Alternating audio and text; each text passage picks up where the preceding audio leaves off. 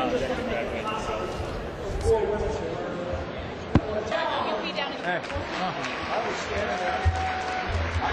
I talked to Peter Jenkins last night. What do you think about Bush and Kerry being cousins and members of Skull and Bones? Excuse me? Did you know Bush and Kerry were cousins? Kissing cousins or what? They really are cousins. They really are. There's only 15 members of Skull and Bones each year out of 290 million Americans, and both of them are Skull and Bones. Certainly you're aware of that. Oh, well, why wouldn't you be? Talk to Bill O'Reilly. He'd have that answer. I know he would. Well, but I'm not talking to Bill O'Reilly. What do you think? Yeah. We need to talk about it. I mean, him and Kerry are cousins. They are members of Skull and Bones. The question is, would he be a Skull and Bones guy today? I mean, you know, people do crazy things when they're young. Well, his dad was a Skull and Bones, and his dad. It's in politicians' autobiographies. You know, it's in the encyclopedia. And it was called the Illuminati. I remember reading about the Illuminati in the 60s, late 60s, when Hal Lindsey came out with a book, The Late Great Planet Earth, and everybody's going to get raptured and go to, you know, and so kids were walking around talking about that theory, and then the Illuminati book came out, or a number of them came out, and it was one world government, one world money system, one world religion. That's all coming now. Oh, it is. Conspiracy theories never work. I mean, look at... Well, every time I bring it up, somebody says, oh, you think it's a conspiracy? No, it's a real group. I want to know what you think. We got into not a debate, but a gal who is a real confirmed Republican. She married a real liberal guy, and the next thing you know, we have her over for dinner, and I hate Bush. And I said, whoa, where'd all that come from? And she got right down to... you know, all the things of all the presidents being involved in this society, all Masons, and that was her whole base. And I hate Bush. And I said, well, then how can she hate Bush? Because Kerry's a member. Well, yeah, that's a good question. A lot of people aren't going to know what Skull and... I don't really know what it is. I know he was a member of it. It's some secret society, and it's so secret I can't talk about it. Yeah. By the way, you better watch yourself. You know what I'm saying? Because if there's anything to it, you're a marked man. You guys have a good night. Well, I'll tell you what, you're in the right place to be safe. You were both in Skull and Bones, the secret society. It's so secret we can't talk about it. What does that mean for America? The conspiracy theorists are going to go wild. I'm sure they are. I don't know. I haven't seen the web. Number 322? First of all, he's not the nominee, and look, I look for... Are you prepared to lose? No, I'm not going to lose. You both were members of Skull and Bones, a secret society at Yale. What does that tell us? Not much, because it's a secret. Is there a secret handshake? Is there a secret code? I wish there were something secret I could manifest. 322, secret number? There are all kinds of secrets, Tim, but one thing is not a secret. I disagree with this president's direction. Most people don't know that the Order of Skull and Bones at Yale is simply one chapter in a larger global organization known by many as the Illuminati. Its symbol is a skull and crossbones and the number 322. Skull and Bones is the name used by the uninitiated or non-members. The true name of the organization is the Order of Death or the Order of the Death's Head. George Bush and John Kerry have both been initiated in the same way. They swore an oath to the tomb, to the order of death above all others, and to wage eternal war against all of humanity. In April of 2001, ABC News was able to get a few minutes of video of a small portion of the ritual that's conducted outside in a courtyard. What they witnessed was macabre, chants of death equals death and devil equals death, accompanied by mock human sacrifices. President Taft was a prominent member of Skull and Bones, and in 1900, he became the first president to visit Bohemian Grove in Northern California, a satellite of Skull and Bones.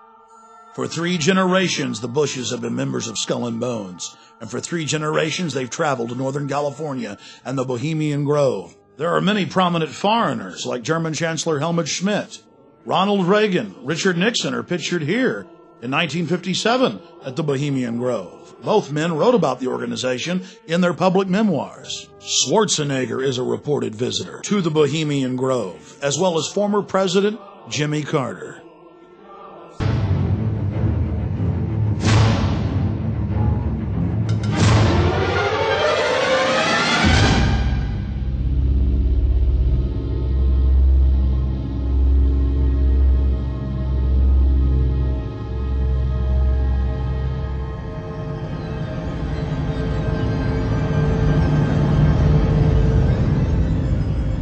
While in New York, we ran into the Karl Rove of 4 administrations.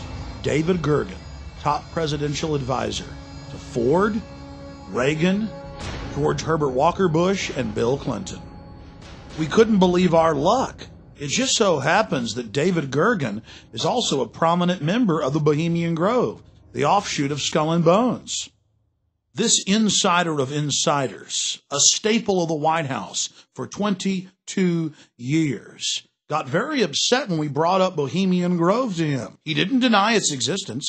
He didn't deny that he was a member. He didn't deny the rituals. He just became angry and didn't act very gentlemanly.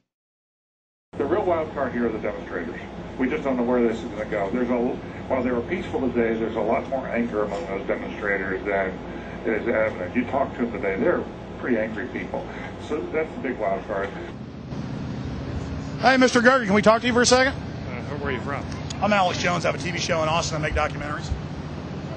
Just a few questions about the convention. Yeah, well, is there a camera or are you? Yeah, right there, just about. Yeah, but I just want to get your permission first. Here. Okay, it's local. I've got. No, I understand. Just about a minute or two. Okay, great. We're talking to David Gergen, and he has advised several presidents, and of course has written quite a few books, and is I would call you a political pundit or researcher. Commentary at Over the Hill, whatever. Okay. How long have you been in New York?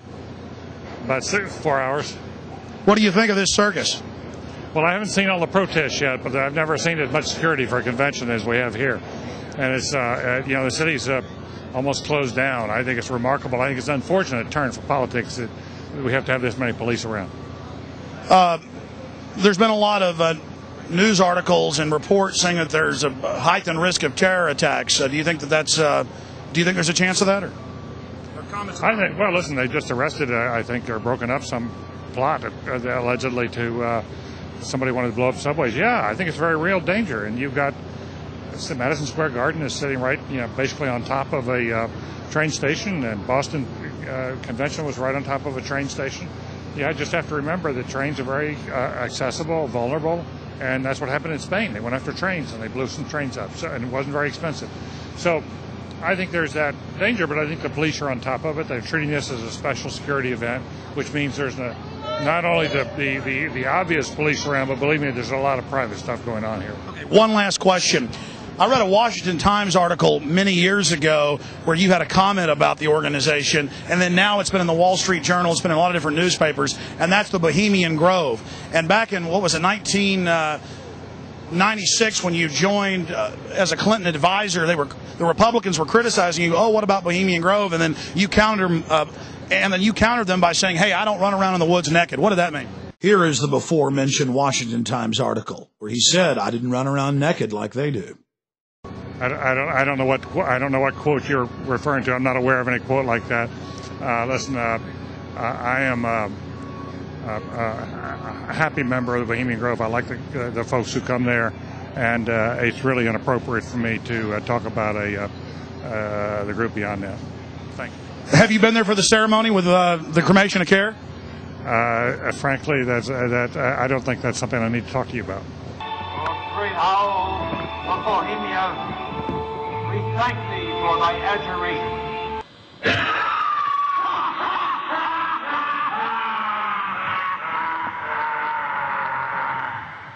Have you been there for the ceremony with the cremation of care? Frankly, I don't think that's something I need to talk to you about. Really? That's right. Well, I'm Alex Jones, and I snuck in there in 2000. I'm the guy that blew it wide open and got the video. It's been on national TV. Well, I disrespect you for that. You do? I do. But it's a lot of big public officials going in there. Don't we deserve to know? I don't know anything about you, and I don't know anything about your film. But if you go in there with an understanding, you violated that understanding by releasing that film, and I don't respect you for that. Really? But we have public officials. I'm sorry. You took an understanding when you went in there that you would not do that film. And did you have an understanding when you went in there? No. Did you crash it? Yes. Yeah, and it has no trespassing signs there too, doesn't it? No, they put them up after. Oh, I'm sorry. I'm sorry, sir. I've been there before. I know what the circumstances are, and I'm sorry you violated the understandings. That was not a gentlemanly thing to do. But what about the ritual? Is the ritual gentlemanly?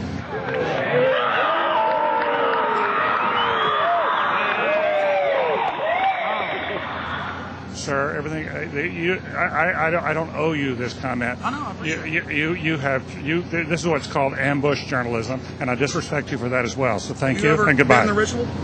It's none of your damn business. Oh. That's right. Listen. You go around and make understandings with people and violate them. You ambush people on the streets, and that's inappropriate form of journalism. If you wish to practice that, that's fine, but don't ask others to respect you for it. If you want to, you can do. You're a free American, like anything you want. If you want to be uncivil and rude and ungentlemanly, that's up to you. But don't expect the rest of us to say, "Oh well, you're there, Mr. Gergen." I'm sorry, nobody sets policy in there. We try to be gentlemen, and obviously, you don't belong there. Weaving spiders come out here. Yeah, that is a three-pointer. Woo! Boy, I hit the hot button. Mr. Gergen, have a wonderful life. Say hi to Moloch for me, Canaanite deity, and I'll see you at Eyes Wide Shut, baby. Bye-bye. Get his face, get his face, get his face. Get his face, get in there and get his face.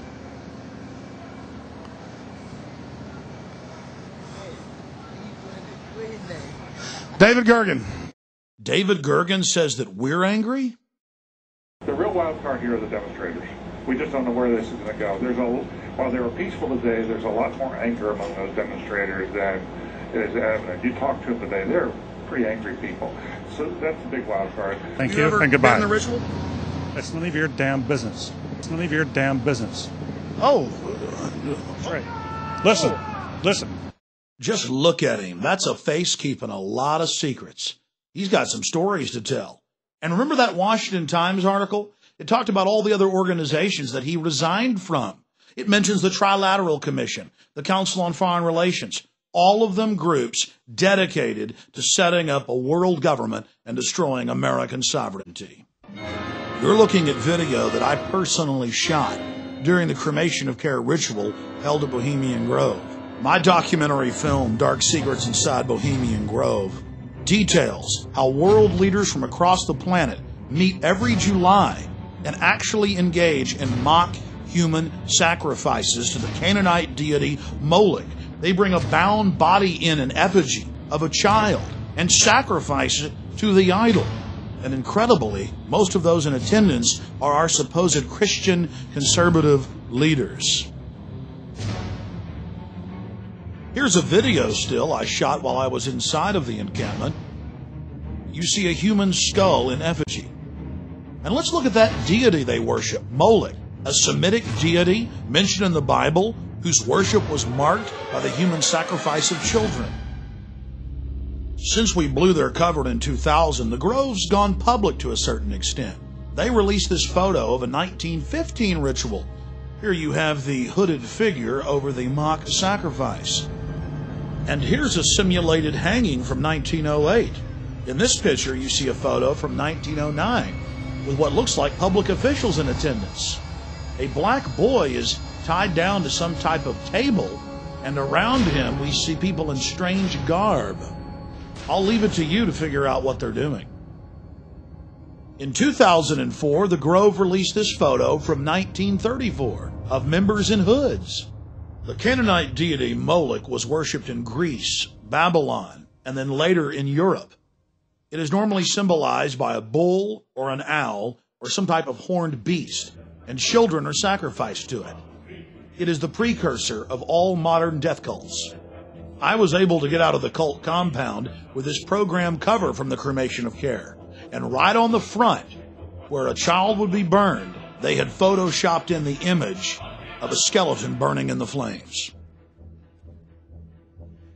What purpose does this all serve, having world leaders congregate and engage in an ancient Canaanite ritual of mock child sacrifice? It's a way of binding them together, whether it's George Herbert Walker Bush or Henry Kissinger or Ronald Reagan or Federal Reserve Chairman Alan Greenspan, who's been a member since 1984.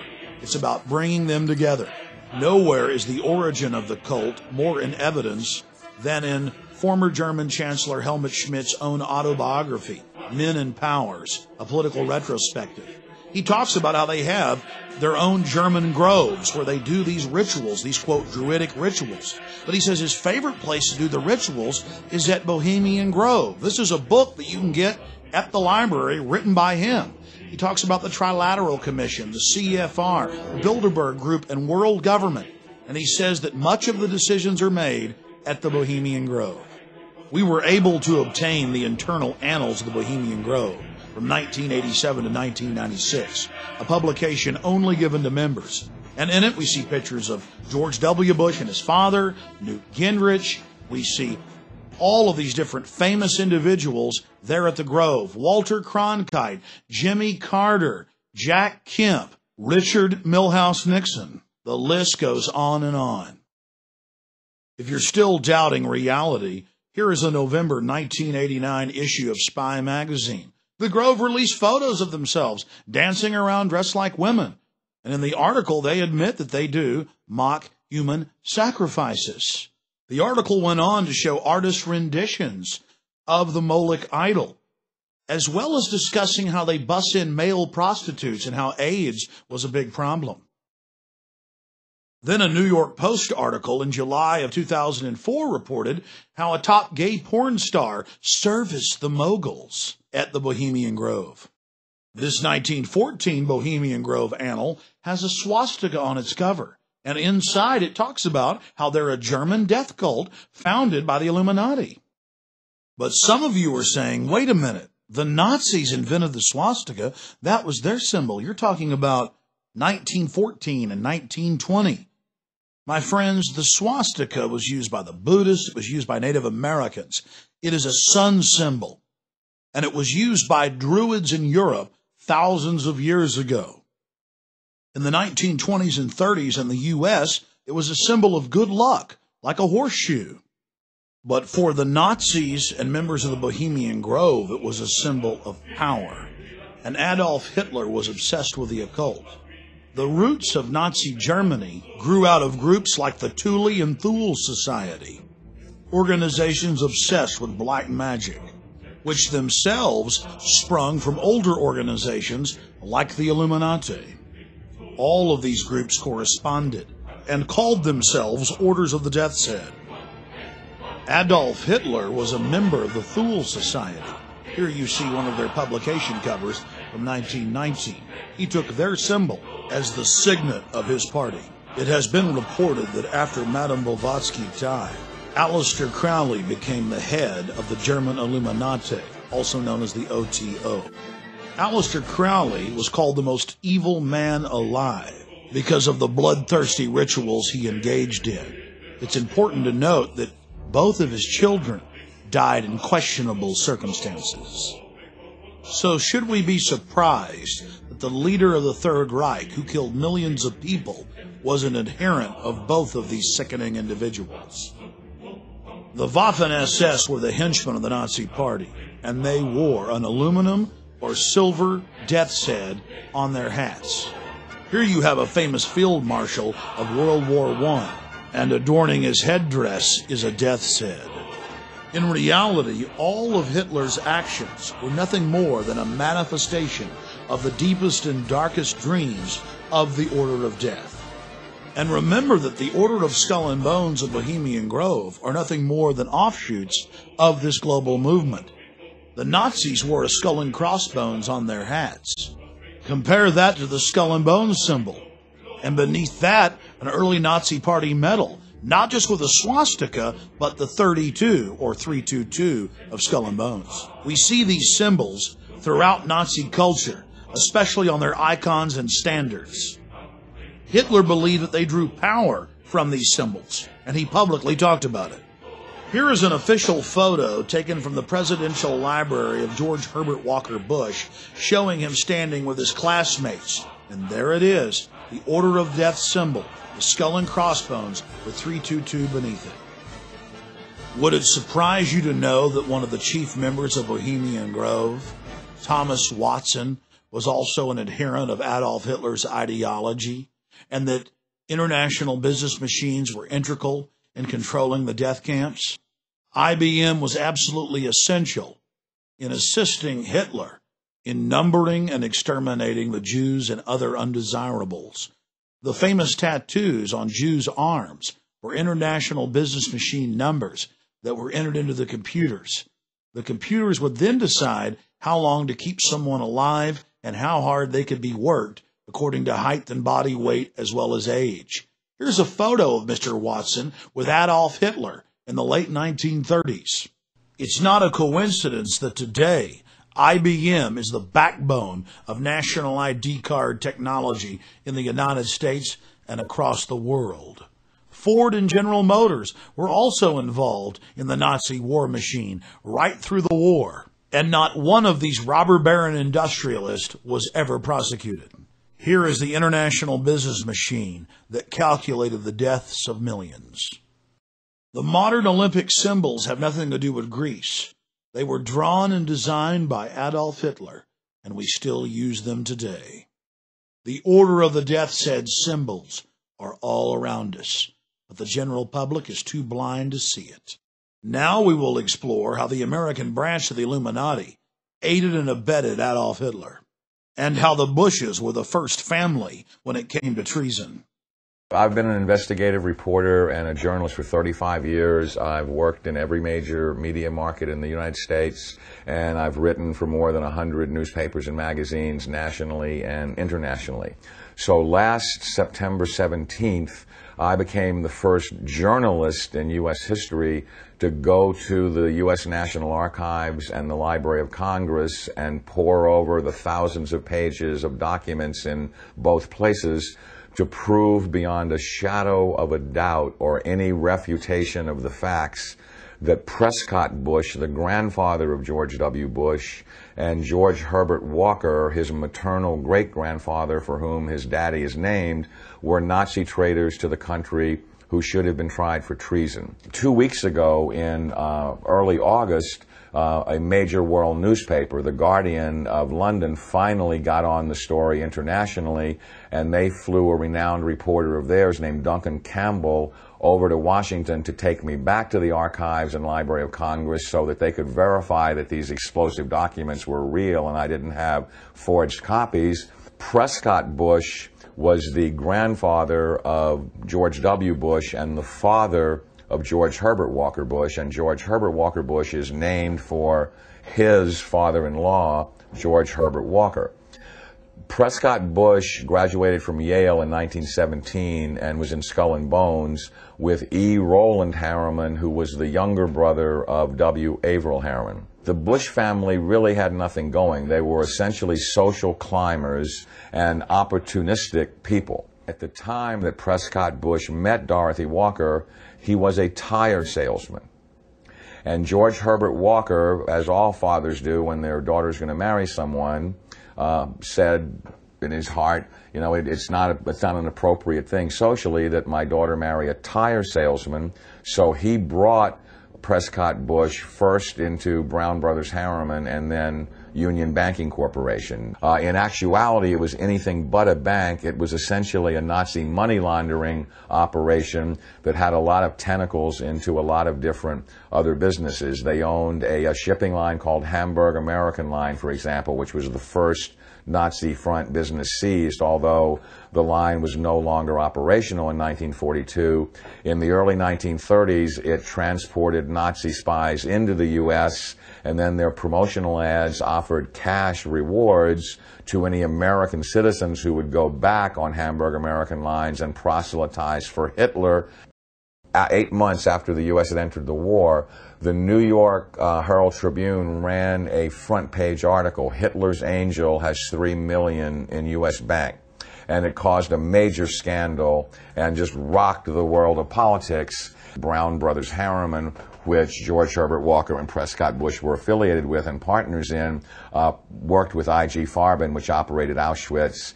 Prescott Bush, he did a number of things that were not only anti-American, but were pro-Hitler, and he did all that he could to proselytize for Hitler and the rise of his Third Reich, because the largest client, Fritz Thyssen, of his patron, W. Averill Harriman, dictated what kind of behavior he would practice to enhance his own career.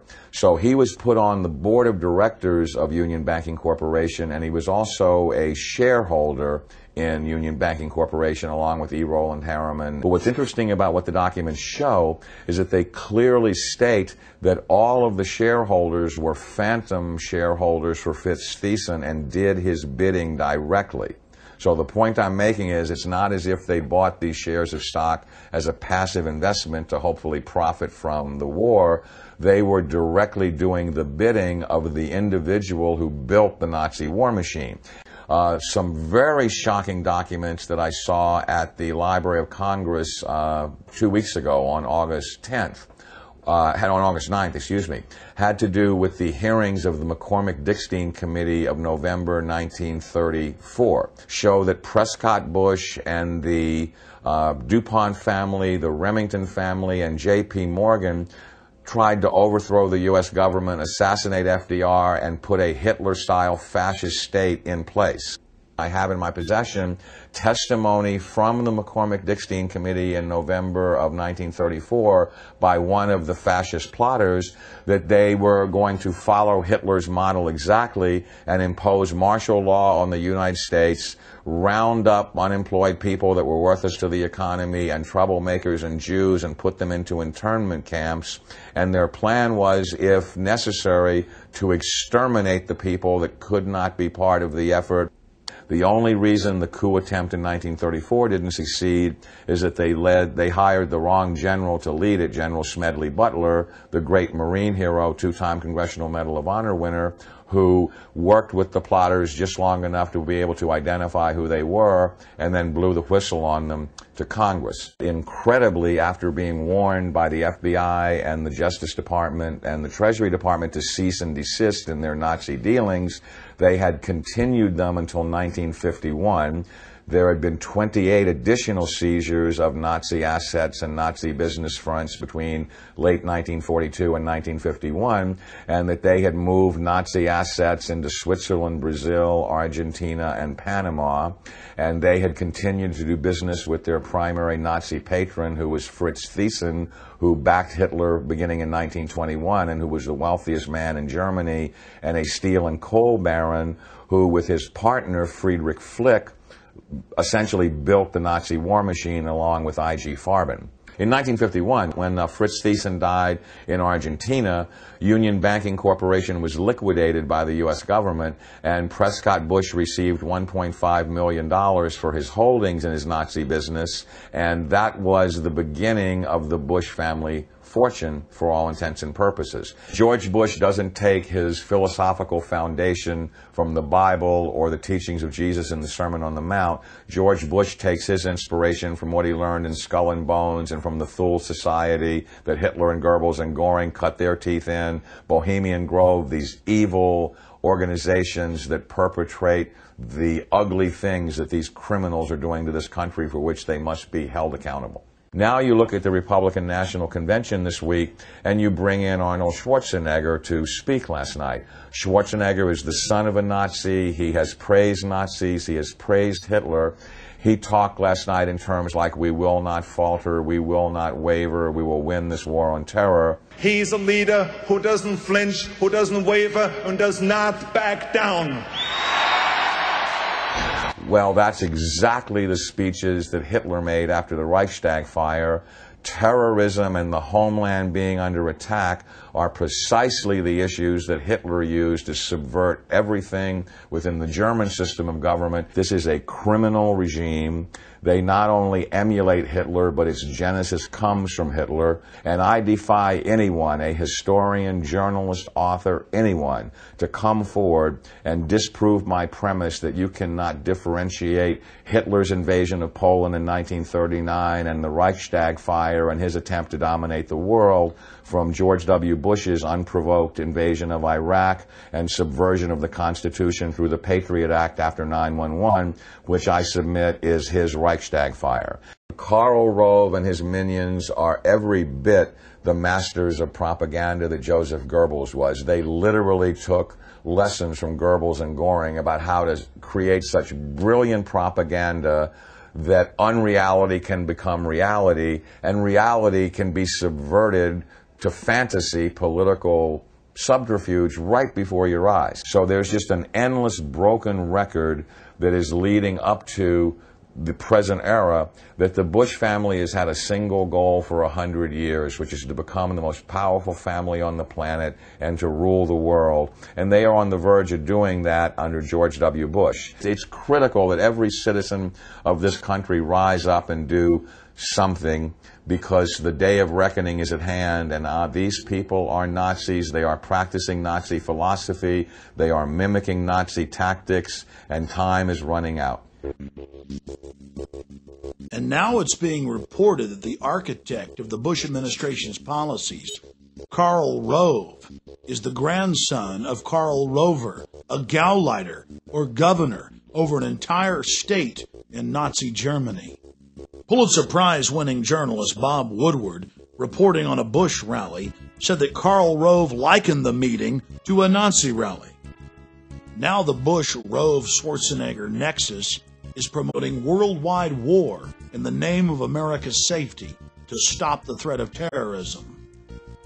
The same secret society that funded and supported Adolf Hitler is now supporting a move towards world government, and Karl Rove is out there on point pushing Arnold Schwarzenegger for president. Today. We don't know what to make of the fact that he seemed to be somewhat part of the winner's circle, do we? We don't know why he was so much in evidence today. Well, he's the Republican governor of the most populous state in the Union, who was very supportive. He's an old friend of 41's. The San Francisco Chronicle reported the decision to have Arnold run was made by Rove at the Bohemian Grove. You've got to hand it to the political wizards. Tens of thousands of Republicans at the RNC praising and chanting for a man who's for open borders and rabidly against the Second Amendment, but they've been told to worship him, so they are. This isn't the first time we've been fooled by foreign usurpers. There was another interesting meeting in Madison Square Garden back in February of 1939 by the Bund, or the American Nazi Party. At the very same venue where Bush and Schwarzenegger gave their speeches in 2004, the American Nazi Party promoted the vision of Adolf Hitler. In fact, the Nazi Party in America was very, very popular. The people hadn't yet seen the danger, because while the American people slept, Nazi agents like Prescott Bush were working overtime for the right. And Arnold's father, Gustav Schwarzenegger, was busy too, volunteering for the Nazi Party in Austria when it was illegal and becoming an SS officer. And Karl Rove, reportedly his grandfather again, was a Gauleiter, or a governor, over an entire German state. Mr. Fitzhugh.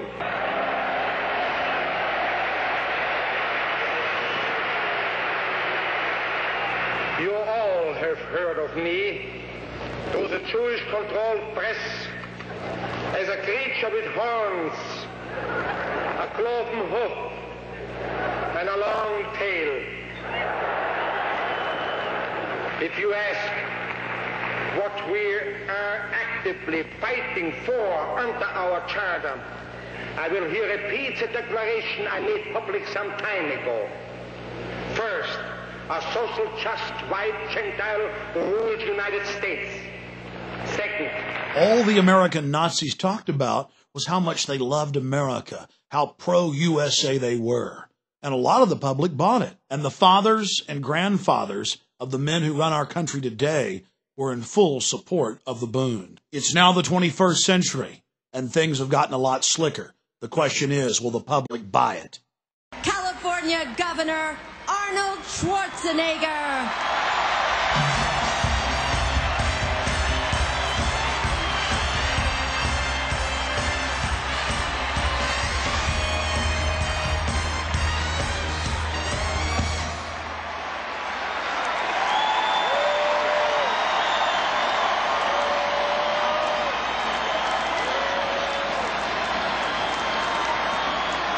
Thank you.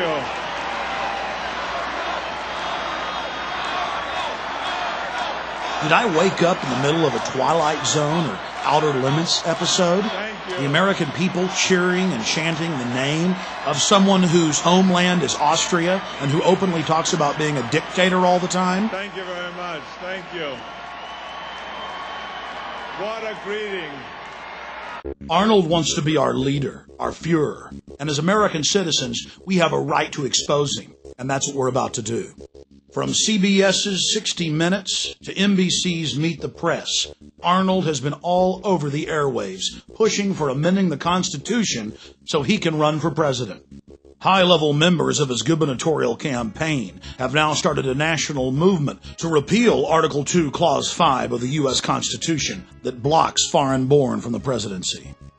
In November of 2004, former President George Herbert Walker Bush gave Schwarzenegger the George Bush Award at his presidential library in College Station, Texas. And he told the crowd, "Don't bet against Arnold Schwarzenegger. There's a good chance he's going to end up being our president." Arnold Schwarzenegger positioned himself into the Kennedy family by marrying Maria Shriver.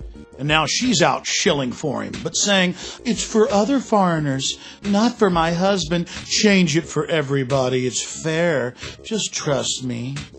For well over a year, every day they're in the newspapers or on television, pushing to change the Constitution. And now Schwarzenegger, in an authorized biography, has told the Kennedy biographer that yes, there is a secret plan to put him into the White House. And the powerful head of the Senate Judiciary Committee, Orrin Hatch, has introduced what is called the Arnold Bill.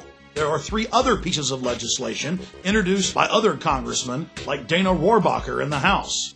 They just continue pushing and pushing and pushing, despite the fact that in major polls, 80+% of Americans are against changing the Constitution for Schwarzenegger. But we've got to take the threat seriously, because after a year of propaganda, the numbers have dropped to 65% being against it. And then you have to ask yourself, what will those numbers be in 4 years? The elite love Arnold Schwarzenegger because he has an international appeal, and they've been very carefully grooming him for his role as American president inside the New World Order. That's why we've launched Americans Against Arnold and the website arnoldexposed.com in a desperate attempt to stop this foreign usurper. Efforts by supporters of California Governor Arnold Schwarzenegger to change the United States Constitution are not sitting well with the Texas radio host. Alex Jones claims he raised $5,000 in just 2 hours to combat the campaign for a constitutional amendment to make non-native citizens eligible to serve as president. Jones says he will run TV ads in Austin, Texas and Sacramento, California, opposing the amendment drive. Now let's look at the men who hold the strings connected to the marionette.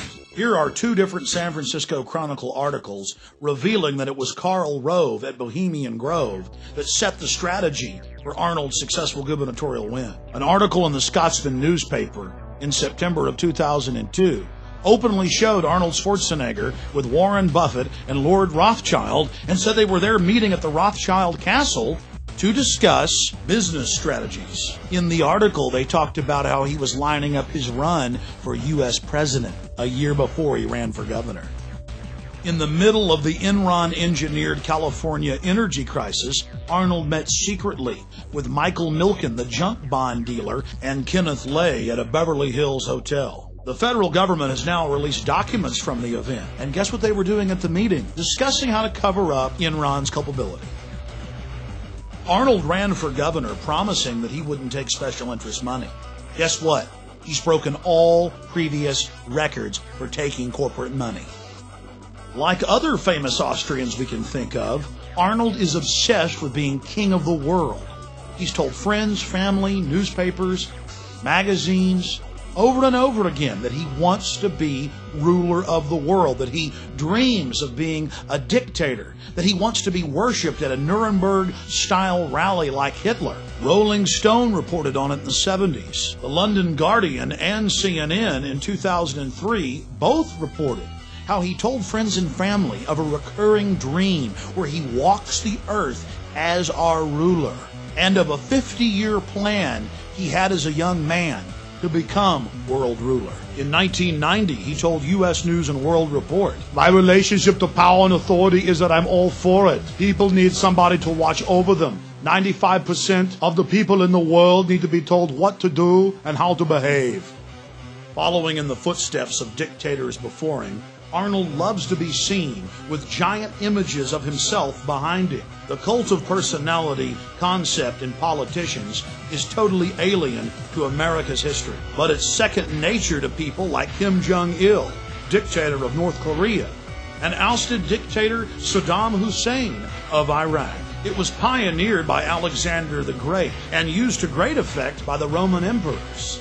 Hitler and Stalin just loved it because it made the people feel insignificant. In the dystopic novel 1984, huge portraits of Big Brother stare down on the slaves. But after all, Arnold's just going with the times. Now across the United States, we've seen these giant billboards with George Bush's picture on it, paid for by his supporters, that say, "George Bush, our leader."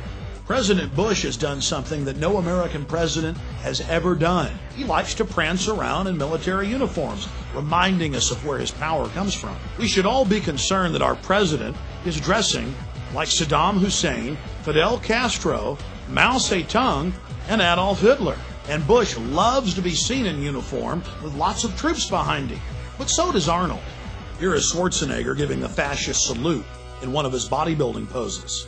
A trick the pro-Schwarzenegger press likes to play on the people is to focus on his father and then go, well, he can't help it if his father was an SS officer. What they don't like to focus in on is Nazi war criminal Kurt Waldheim, who was Secretary General of the United Nations. At his wedding to Maria Shriver in 1986, in front of a massive press in attendance, he said the following: "My friends don't want me to mention Kurt's name because of all the recent Nazi stuff and the UN controversy, but I love him, and Maria does too, and so thank you, Kurt." Here's a photo of Arnold Schwarzenegger with Kurt Waldheim in Austria in 1999. Kurt Waldheim was an elite Nazi as well, an officer in the SS.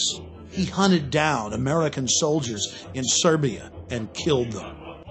An article in '92 in Spy magazine reported on how Arnold liked to give away recordings of Adolf Hitler to friends in California. It also reported on how he loved to give the Sieg Heil salute.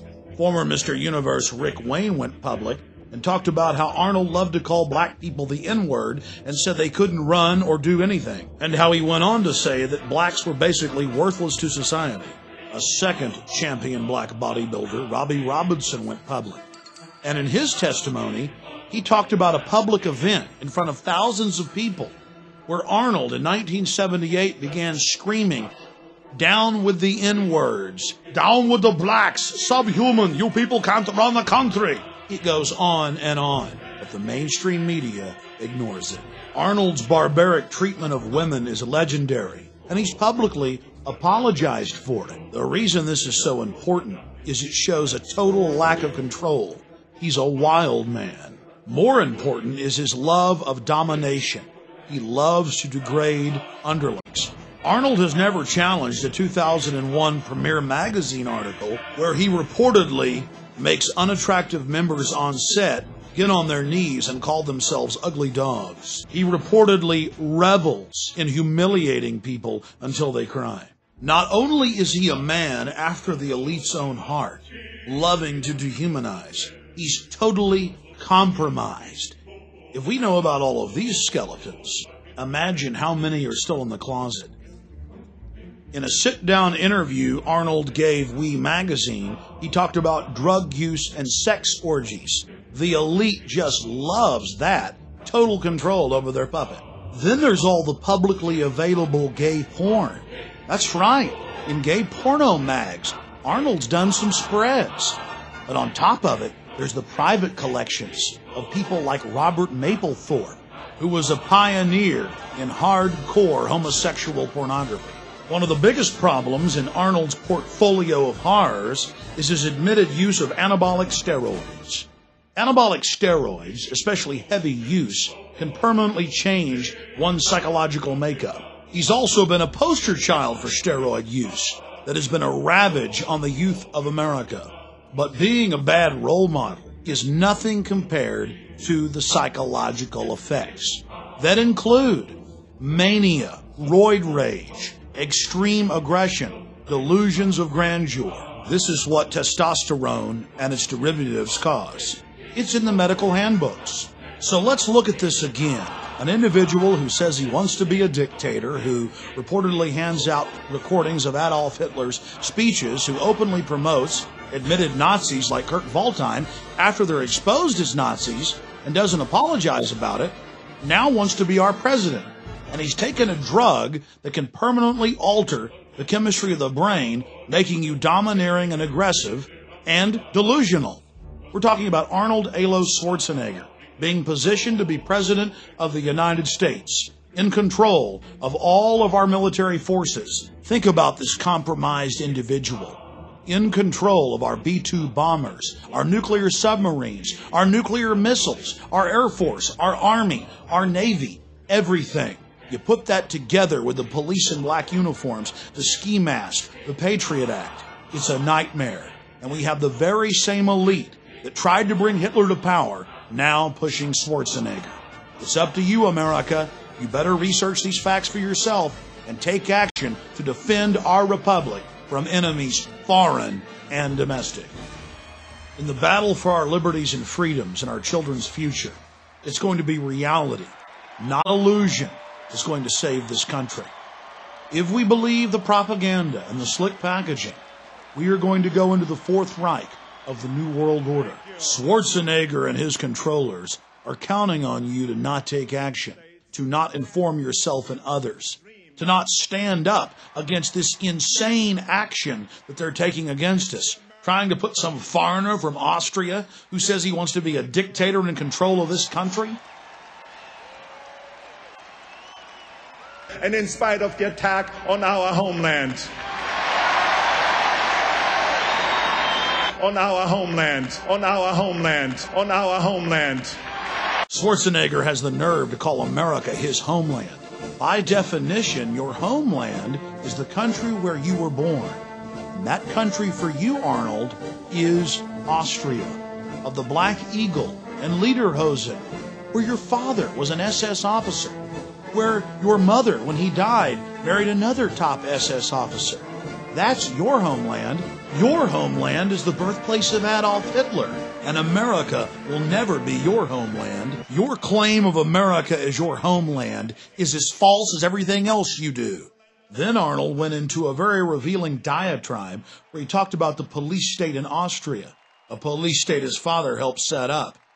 The problem is America's turning into that very police state. It's a mirror image.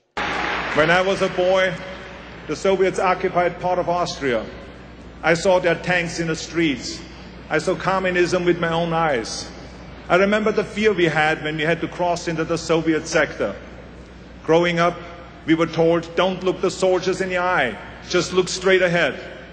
It was common belief that the Soviet soldiers could take a man out of his own car and ship him back to the Soviet Union as slave labor. Now, my family didn't have a car, but one day we were in my uncle's car. It was near dark as we came to the Soviet checkpoint. I was a little boy. I was not an action hero back then. But I remember how scared I was that the soldiers would pull my father or my uncle out of the car and I would never see them again. My family and so many others lived in fear of the Soviet boot. Well, Arnold, now America imprisons more people than any other country on the face of the earth. And American children grow up in the high-tech police state that your masters have built. After winning the rigged election against his cousin John Kerry, Bush said that he had political capital. He went on to explain that meant he could do whatever he wanted to. Look at the number of uniformed personnel, all of them armed. It's estimated there are 60,000 armed and uniformed members of law enforcement here. Roughly one police officer or soldier tasked to this duty per every 4 or 5 spectators, the highest ratio in history. You've driven around this city, Chris, the last couple of days. Brian and I were talking about it. It was close to an armed camp. Ladies and gentlemen, the President of the United States, George W. Bush, and First Lady Laura Bush. Wave to them. Let them know that you love America. administer the presidential oath of office. Justice Rehnquist. Lord Bush went on to give an oath that he would protect and defend the Constitution, when all he's been doing is trying to dismantle it. His new Attorney General, Alberto Gonzales, has said publicly that President Bush is above the law, above the Constitution, a dictator. Will you raise your right hand, Mr. President, and repeat after me? I, George Walker Bush. I, George Walker Bush. Do solemnly swear. Do solemnly swear. That I will faithfully execute. That I will faithfully execute. The office of President of the United States. The office of President of the United States. And will to the best of my ability. And will to the best of my ability. Preserve, protect, and defend. Preserve, protect, and defend. The Constitution of the United States. The Constitution of the United States. So help me God. So help me God. Congratulations.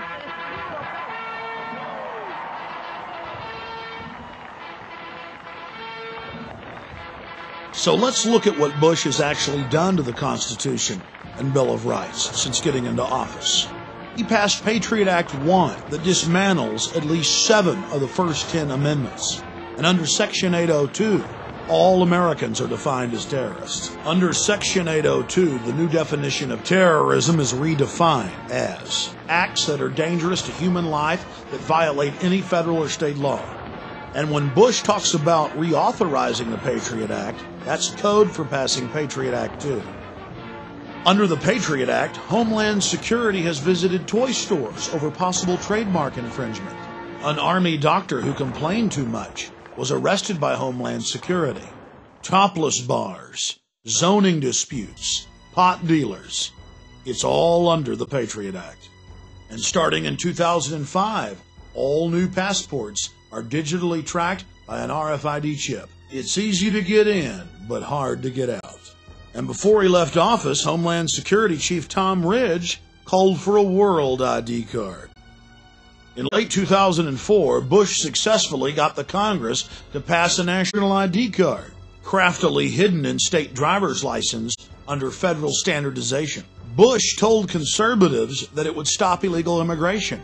There's nothing in the bill concerning immigration other than the fact that it actually orders the states to accept consular matriculas issued by foreign nations, so it actually makes it easier to get into the country. The bill even talks about it being used as an internal passport at checkpoints. Bush also successfully rammed through the Orwellian-named New Freedom Initiative.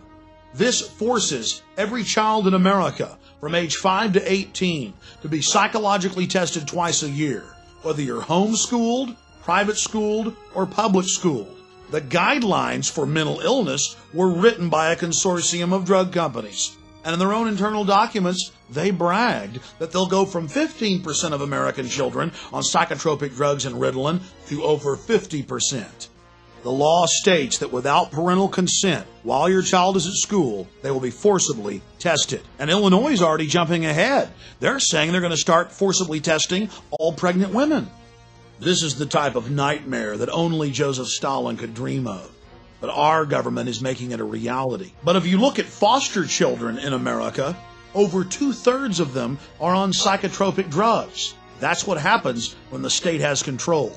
2/3 on drugs. Well, I guess that's the new freedom. The federal government has spent billions and billions of dollars putting up cameras across the nation, except for our borders.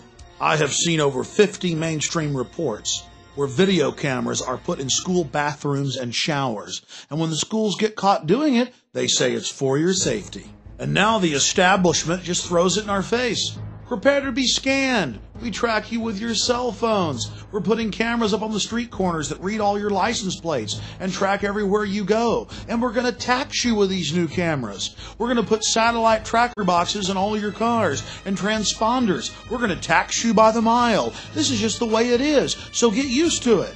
Oh, and 8 years ago, we started putting black boxes in all the new cars that track everything you do as well. And now industry and the federal government are just calmly saying that soon all new cars will have a camera in them that scan your face as you drive and instantly report back to the police department if you're driving while you're tired or if you're arguing with your wife. Under a new sales tax system being prepared that will be implemented to the national ID card, you'll have to thumb scan when you buy and sell. And the face-scanning cameras we mentioned will keep track of you not just in your car, but as you walk down the street. Almost every federal, state, and local road in the country will be satellite and transponder tracked. We already mentioned that earlier.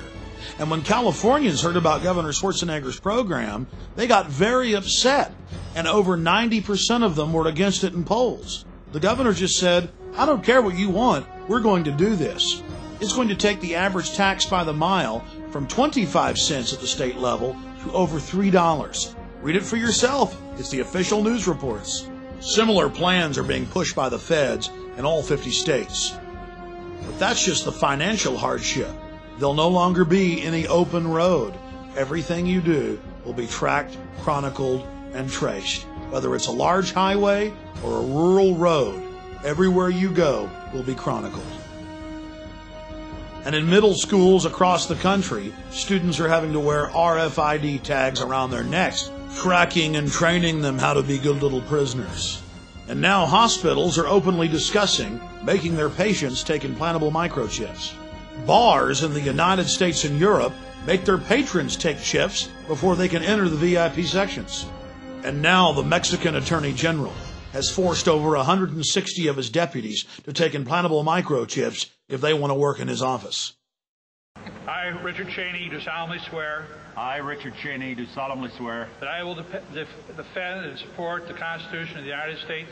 That I will support and defend the Constitution of the United States. Against all enemies, foreign and domestic. Against all enemies, foreign and domestic. It's no wonder that Speaker of the House Dennis Hastert stumbled over the oath as he read it. He's not stupid. He knows that a textbook dictatorship is being set up in America, complete with shadow government that can take control of Congress. Oh yes, now Congress has given its authority up to an unbridled executive branch. There have been other cryptic statements. The outgoing head of CENTCOM, General Tommy Franks, told Cigar Aficionado that if America is attacked by terrorists again, we'll have to suspend the Constitution in favor of a military form of government, or martial law. It's abhorrent to American values to have the military involved in any way in civilian life, especially in law enforcement. It's been a staple of Communist China and Nazi Germany, Soviet Russia, and Cuba today, but not America. Why are we following every telltale sign of a police state? We're dealing with a group of predators, an elite that sees us as cattle, as their slaves. They want to train us to be predators like they are, to join them in their quest for world empire, to be their cannon fodder. Just look at the torture they've been promoting on television and in movies, and then we watch as it manifests itself in the real world, in Iraq and Guantanamo Bay. What we're witnessing is the construction of a worldwide dictatorship. But to get it done, they have to be able to manipulate us into going along with it. They're confident that you won't wake up till it's too late. The good news is people are waking up in record numbers. The question is, now that you know the secret, now that you understand the inner workings of the New World Order, will you take action to wake others up and stand up against this Fourth Reich of the elite? The globalists have America and Europe in their grasp today, but tomorrow they want the world.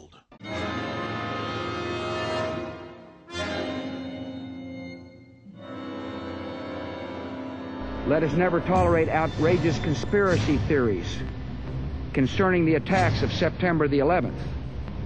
Malicious lies that attempt to shift the blame away from the terrorists themselves, away from the guilty. Conspiracy theories. Conspiracy theories. Conspiracy theories. The hijackers were instruments of evil who died in vain. Behind them is a cult of evil which seeks to harm the innocent and thrives on human suffering. To purchase additional copies of this film, or to see dozens of other films and important books, be sure and visit Infowars.com or PrisonPlanet.com. Or to order, simply call toll-free 1-888-253-3139.